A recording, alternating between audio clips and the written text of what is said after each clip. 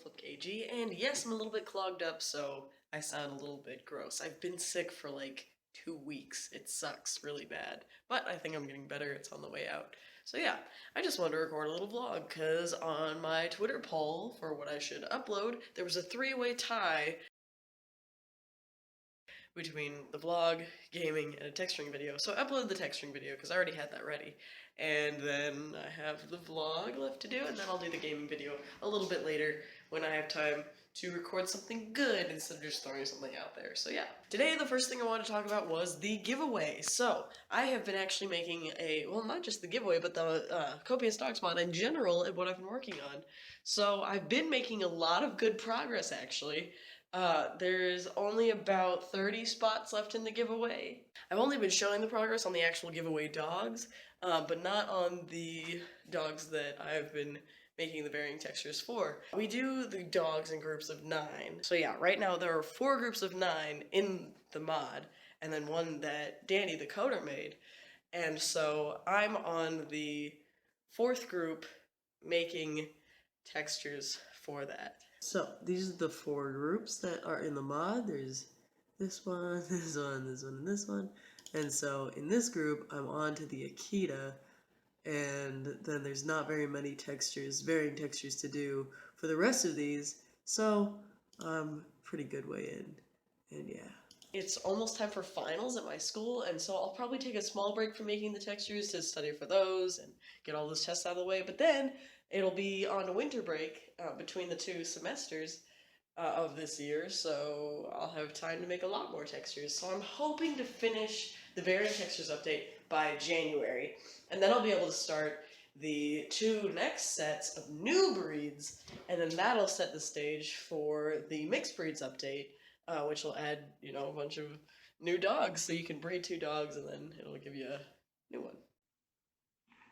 So, it was suggested by a fan that I also do an adventure as well, instead of just like walking around my house, because, you know, house is a little bit boring. So I've been to Lone Elk Park, a Holocaust museum, the Route 66 museum, the Bird Sanctuary, Grant's Farm, and that's about it. So I'm going to show you a little bit of each of those, and I'll just put a little caption with them, so you know which one's which. And so here we go, here's that.